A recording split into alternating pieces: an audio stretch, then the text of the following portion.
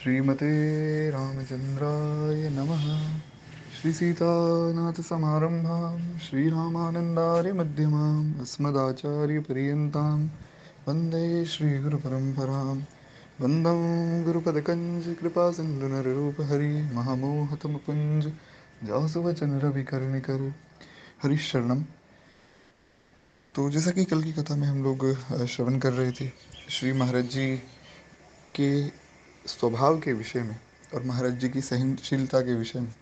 आज हम लोग जो है बहुत जल्दी जल्दी सब प्रसंगों को प्रणाम करते हुए आगे बढ़ेंगे, क्योंकि मुख्य रूप से जो हमारा उद्देश्य है वो यही है कि जो 15-20 मिनट की मैं एक वॉइस नोट जो बना रहा हूँ, इसमें जितना ज़्यादा हम सत्संग ले सकें उतना तो लें, साथ में जितना ध्यान से समझ सकें। ऐसा नहीं कि जल्दी जल्दी के चक्कर में मैं बोलता जाऊं और आपको कुछ समझ ही ना आए, वैसा नहीं होगा। पर थोड़ा जो है हम लोग थोड़ा स्पीड को बढ़ाते हैं ताकि हम अच्छे से ज़्यादा लाभ ले सकें। खैर, एक बार प्रेम से बोलिए भक्त वत्सल भगवान की जय। तो जैसा कि कल की कथा में हमने चर्चा की, जिन्होंने कल की कथा नहीं सुनी है, आप कृपया करके कल की जो रिकॉर्डिंग है या यूट्यूब पे जो वीडियो है, दोनों ही साधन है अब हमारे पास। तो यूट्यूब पे भी कथा साथ के साथ रिकॉर्ड हो रही है, तो जिसने जो भी पार्ट नहीं सुना है, अगर किसी ने पहले दिन से ही नहीं सुनी है, तो भी आप यूट्यूब पे जाकर सुन सकते हैं।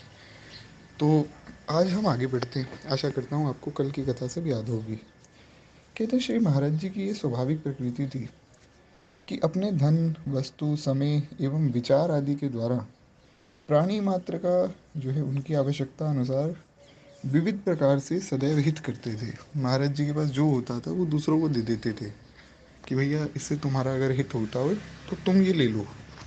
ऐसा महाराज जी का स्वभाव था कि मेरे पास जो है मैं क्या दे दूँ, इन लोगों का कल्याण हो जाए। यही तो संत का स्वभाव है। जैसा मैंने कल की कथा में भी कहा था कि एक संत के जितने भी लक्षण शास्त्रों में कहे गए हैं, वो सब लक्षण अगर एक जगह देखने हैं तो श्री महाराज जी का दर्शन कर लिया जाए। श्री दादा गुरुदेव भक्तमाली जी महाराज इतने सरल और इतने सुंदर संत थे कि उनमें सब संतों के लक्षण एक साथ आ जाते हैं। खैर, एक बार प्रेम से बोली श्री महाराज जी की जय। तो कहते हैं इस प्रकार से महाराज जी सदैव परोपकार की भावना रखते थे और भगवान को परोपकार बड़ा प्रिय है। शास्त्र का एक वचन है कि नमस्कार प्रिय भानु। जो भानु है, जो भगवान सूर्य नारायण है, तो भगवान सूर्य नारायण को नमस्कार बहुत प्रिय है।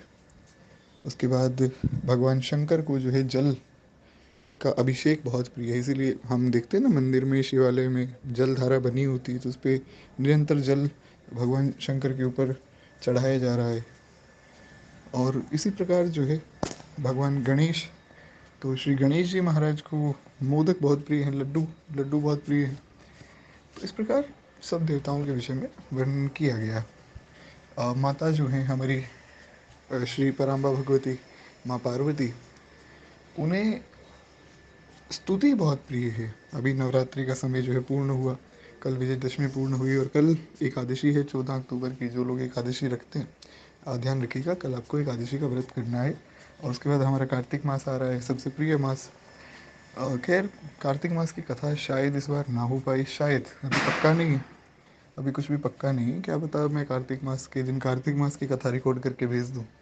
तो निश्चिंत रहिए, जैसा भी रहेगा मैं बता दूंगा। खैर, हम थोड़ा आगे बढ़े। तो कहने का आशय है कि सब देवताओं को, सब रूपों को, भगवान के जितने भी स्वरूप हैं, किसी न किसी चीज़ में उनकी प्रियता है। उसी प्रकार भगवान को क्या प्रिय है, तो शास्त्र कहते हैं कि भगवान को, भगवान विष्णु को, विष्णु मतलब राम कृष्ण नारायण, सब रूप भगवान के एक में ही आ जाते हैं, सब भेदभाव नहीं करना चाहिए। तो भगवान विष्णु को प्रिय है परोपकार। श्री ठाकुर जी परोपकारी पर बड़े प्रसन्न होते हैं। इसीलिए परोपकार जो है वैष्णव को तो करना ही चाहिए। जो दूसरे की सहायता करता है, जो दूसरे का दुख देखकर उसको सहन नहीं कर पाता है, वही तो वैष्णव है। वैष्णव जन तो तेने कहिए, जो पीर पर आई जाने जे। जो दूसरे की पीड़ा को समझे वही तो वैष्णव है। जो दूसरे की पीड़ा को समझ नहीं पा रहा है और कह रहा है कि मैं वैष्णव हूँ, वो वैष्णव नहीं है। खैर, तो इस प्रकार से महाराज जी के अंदर ये जो परोपकार की भावना थी बड़ी सुंदर थी। कहते हैं इस परोपकार की वृत्ति से प्रेरित होकर वे अपने पास ऐसी अनेक वस्तुएं रखा करते थे जो औरों के लिए समय समय पर आवश्यक हुआ करती। और इन वस्तुओं में जैसे पोस्ट कार्ड है, लिफाफे हैं, डाक टिकट आदि है। अब जो लोग बहुत छोटी अवस्था के हैं, मतलब मेरी अवस्था के कुछ 19-20 साल के जो लोग सुन रहे हैं, मैं आपको बता देता हूँ, हालांकि मुझे खुद इतना आइडिया नहीं है। अब मैंने खुद ऐसा कुछ बहुत ज़्यादा देखा नहीं है, पर ठीक है, जो मैंने सुना है श्री गुरुदेव भगवान से। पहले के समय में क्या होता था ना कि किसी को, जैसे अब हम तो मैसेज कर रहे हैं व्हाट्सएप पे, मैं आपको रिकॉर्डिंग भेज रहा हूँ, आप सुन रहे हैं। पहले के समय में ऐसा नहीं होता था। डाक किया जाता था, लेटर लिखे जाते थे। तो लेटर लिख लिख के भेजे जाते थे। तो किसी को अब लेटर लिखना है तो उसको एनवेलप चाहिए, लिफाफा मतलब एनवेलप। तो एनवेलप में वो लेटर डाल के देगा, तो मतलब उसको पोस्ट करेगा, तो उस पर स्टैंप भी लगेगी। तो महाराज जी स्टैंप आदि खुद ही रख लेते थे अपने पास खरीद के, कि कोई आदमी बेचारा जाएगा खरीद के लाएगा, किसी के पास पैसे नहीं है ज़्यादा तो वो कैसे खरीदेगा, तो महाराज जी दे देते थे, भैया ये लो, ये तुम ले जाओ, जो भी इसको पोस्ट करना है कर दो। तो ऐसे महाराज जी के हृदय में इतनी छोटी छोटी बातों का भी महाराज जी ध्यान रखते थे। महाराज जी की करुणा देखिए, जैसे एक माँ जो है अपने बालक का ध्यान रखती है, उसी प्रकार महाराज जी सबका ध्यान रखते थे। ऐसा चरित्र आपको अन्यत्र दिखना बड़ा मुश्किल है। तो कहते हैं इस प्रकार जो है महाराज जी, गंगा सागर की यह घटना उनके इसी उदार व्यवहार का परिचय देती है। एक बार श्री महाराज जी जो है पत्र लिख रहे थे, उस समय एक बंगाली भिक्षुक आया और बड़े सहज भाव से उसने कहा कि ठाकुर, आमा के एकटा पोस्ट कार्ड दावना। जो लोग बंगाली जानते हैं, मुझे बताइएगा कि मैंने सही बोला है नहीं। तो खैर, तो मतलब उन्होंने शायद एक पोस्ट कार्ड मांगा कि आप हमें भी जो है, एकटा मतलब एक होता होगा ना, तो हमें एक पोस्ट कार्ड दे दीजिए। हाँ वही, हमको एक पोस्ट कार्ड दीजिए, ऐसा ही उन्होंने कहा। कहते श्री महाराज जी ने पूछा कि भैया आप पोस्ट कार्ड का क्या करेंगे। भिक्षुक ने कहा कि आपना की आमी सत्य कथा बोलबो कि मिथ्या कथा बोलबो। मतलब वो शायद ये कहना चाह रहे हैं कि मैं अपनी सही बात बताऊं आपको, या मैं अपने बारे में झूठ बोलूं। शायद ये कहना चाह रहे हैं। जो लोग बंगाली जानते हैं, समझते हैं, मुझे बताइएगा कि एक तो पहली बात, मैं बंगाली सही बोल रहा हूँ या नहीं। दूसरी बात, जो मैंने इसका अर्थ निकाला है वो सही है या नहीं। खैर, तो महाराज जी ने कहा कि प्रभु, देखिए महाराज जी का स्वभाव देखिए, महाराज जी सब में भगवान को देखते हैं। महाराज जी ने कहा कि प्रभु, झूठ क्यों बोलना, सत्य ही बोलिए। हाँ शायद यही बोला होगा उन्होंने। तो भिक्षुक ने कहा कि अमी भिखारी मानुष, আমার मने ए एकई विश्वास आछे जे आमी वारुण कर बेना। अर्थात मुझे विश्वास है कि आप मना नहीं करेंगे, बस इसलिए मांग लिया। मतलब मुझे करना कुछ भी नहीं है, मुझे इसकी आवश्यकता कुछ भी नहीं है, मुझे लगा कि आप मना नहीं करेंगे, मेरा मांगने का स्वभाव है, मैंने मांग लिया। मैं ये नहीं बता सकता कि मैं इसका क्या करूँगा, बस मैंने मांग लिया, आप मना नहीं करेंगे इसलिए। तो भिक्षुक ने जो है अपने लिए सर्वथा अनुपयोगी पोस्ट कार्ड अपनी याचिक वृत्ति की वशीभूत होकर मांगा। जैसा कि मैंने अभी आपको बताया कि उन्होंने कहा ना, मेरा स्वभाव है मांगना, मैं भिक्षुक हूँ, इसीलिए मैं मांग लेता हूँ, हालांकि मुझे ज़रूरत नहीं है। तो वही बात यहाँ महाराज जी ने कही। कहते हैं कि यहाँ यह उल्लेखनीय है कि उसे पूर्ण विश्वास था कि याचना करने पर जो है महाराज जी मना नहीं कर सकते। ये बड़ी ज़रूरी बात है। याचक और दाता का ये उदाहरण एक अविस्मरणीय प्रेरक प्रसंग है। क्यों? हमें भी भगवान पर पूर्ण विश्वास होना चाहिए, पूर्ण विश्वास। उन्होंने क्या कहा कि मुझे चाहिए नहीं, पर मुझे विश्वास है कि आप मना नहीं करोगे। इसी प्रकार भगवान को, भगवान के प्रति विश्वास हो कि प्रभु, हमें विश्वास है आप पर, हम जो करेंगे अच्छा ही करेंगे। बहुत से लोग घबरा जाते हैं कठिन परिस्थिति में। भैया जब आप कठिन परिस्थिति में घबरा गए तो हमारी वैष्णवता कैसी। ये बहुत ज़रूरी बात है। कहते हैं कि दोनों और जो है अपना अपना स्वभाव है। मतलब महाराज जी का अपना स्वभाव है और वो भिक्षुक का अपना स्वभाव है। उसका क्या स्वभाव है? भिक्षुक का स्वभाव है कि वो मांगता है, तो उसने मांग लिया। महाराज जी का स्वभाव है कि वो दाता है, तो वो दे रहे हैं। इसी प्रकार भगवान को कहा जाता है कि प्रभु, जब आपका नाम करुणा सागर, करुणा निधि, नेह निधि आदि है, तो फिर क्यों नहीं कृपा कर रहे हो? आप कृपा कीजिए ना, हमने एक पद सुना था श्री हरिराम बाबा का, अगर आप लोगों को याद हो, जिसको याद है बताइएगा ज़रूर, इसमें इस वॉइस नोट का रिप्लाई ज़रूर कीजिएगा, बड़ा सुंदर पद है।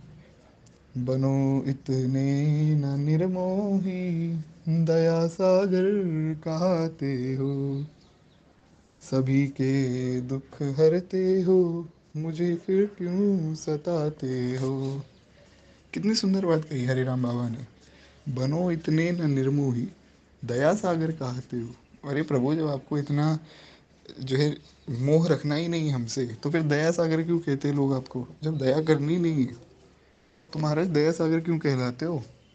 तो वही बात, महाराज जी का स्वभाव है देना, भगवान का स्वभाव है कृपा करना। भगवान कितना अवसर दे रहे हैं हमें, हम दिन रात जो है गलती करते जा रहे हैं, करते जा रहे हैं, करते जा रहे हैं, भगवान फिर भी क्षमा करते जा रहे हैं, करते जा रहे हैं, करते जा रहे हैं। ये स्वभाव है भगवान का, इस कृपा का अनुभव करना चाहिए। तो खैर, इस प्रकार जो है ये बड़ा सुंदर एक प्रसंग हमें प्राप्त होता है। एक बार प्रेम से बोलिए श्री महाराज जी की जय। कहते हैं गंगा सागर निवास की इस अवधि में एक नवयुवक साधु श्री महाराज जी के निकट आए। अंतर्मुखी एवं गंभीर प्रकृति के वे संत संग्रह परिग्रह से एकदम रहित थे। श्री महाराज जी ने जो है अपनी सूक्ष्म दृष्टि से उनके होनहार व्यक्तित्व को परखा। जैसा मैंने पहले भी बताया था कि संत के पास अगर आप जाएंगे ना, उनको पहले ही पता लग जाएगा कि आपका स्वभाव कैसा है, आप कैसे हैं, आप जो भजन में कितने लगे हुए हैं, कितने नहीं। तो संत जो है पहचान लेते हैं। कहते महाराज जी ने उनको परखा और परख कर कृपा पूर्वक जो है उन्हें अपने निकट रख लिया। अपने सत्संग एवं मार्गदर्शन से जो है उनके वैराग्य का पोषण किया। कुछ दिन के बाद क्या हुआ कि आपने पत्र लिखकर उन नवयुवक संत को श्री हनुमानगढ़ी अयोध्या में श्रद्धेय गुरुदेव श्री सरपंच बाबा की सेवा में भेज दिया। महाराज जी ने उनको पहले तो अपनी सेवा में रखा। श्री रामदास जी नाम था उनका, जो नवयुवक महाराज जी के पास आए, पहले तो अपने साथ रखा। फिर जो है महाराज जी ने देखा कि बड़े अच्छे साधु हैं, खूब प्रेम से भजन करते हैं, तो फिर अपने गुरुदेव भगवान को, जो महाराज जी के गुरुदेव भगवान थे, हमने उनके विषय में भी सुना था, परम श्रद्धेय परम पूज्य श्री रामचरण दास जी महाराज, श्री सरपंच बाबा महाराज। तो सरपंच बाबा महाराज के यहाँ पत्र लिखकर कि इस इन्हें जो है आप हनुमानगढ़ी का सेवक बना लीजिए। तो वहाँ फिर महाराज जी ने अपने गुरुदेव भगवान की सेवा में उनको भेज दिया। कहते हैं कि पूज्य गुरुदेव ने उन्हें जो है विधिवत भर्ती करके उनका मार्गदर्शन किया। और ये संत वर्तमान में श्री करुणा निधान भवन अयोध्या में ठाकुर करुणा निधान को लाड लड़ाते हुए गो विप्र साधु सेवा एवं अतिथि अभ्यागत की सेवा कर रहे हैं। अभी भी श्री महंत श्री रामदास जी महाराज विराजमान हैं, और अभी भी जो हैं वे खूब प्रेम से गौ माता की, सब ब्राह्मणों की, साधु संतों की सेवा करते हैं।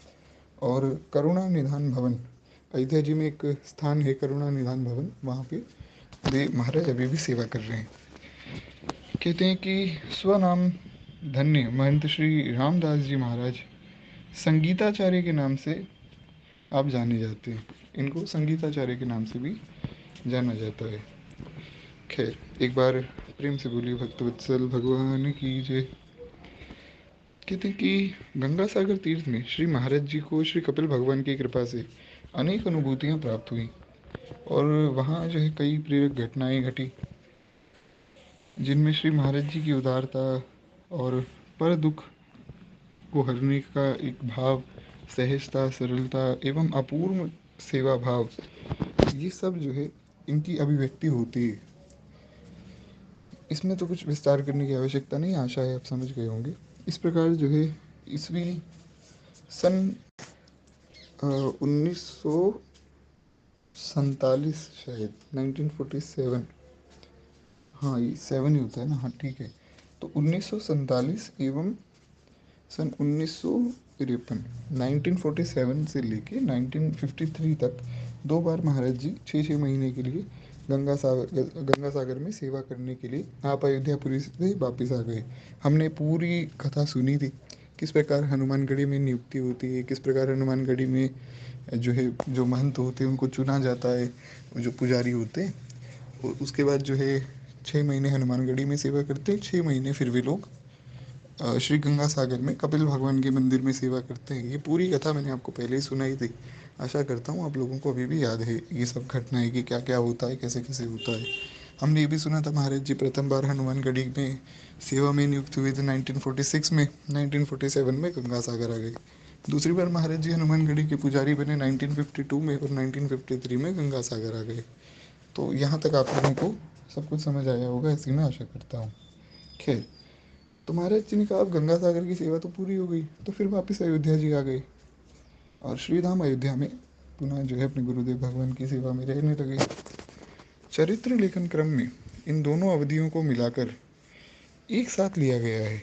मतलब हमने एक साथ ही सुना ना कि 1946 में जो सेवा की और 1952 में जो सेवा की, एक साथ हमने दोनों का वर्णन सुना है। उस प्रकार अब किस प्रकार जो है श्री महाराज जी अयोध्या जी के जो तीर्थ स्थल हैं वहाँ पर गए, वो हम कल की कथा में सुनेंगे, क्योंकि श्री धाम अयोध्या जी का वर्णन आएगा और बड़ा सुंदर वर्णन है। तो उसका वर्णन हम कल की कथा में सुनेंगे। आज वाणी को ही विश्राम करते हुए एक बार प्रेम से बोली भक्तवत्सल भगवान की जय, श्री महाराज जी की जय।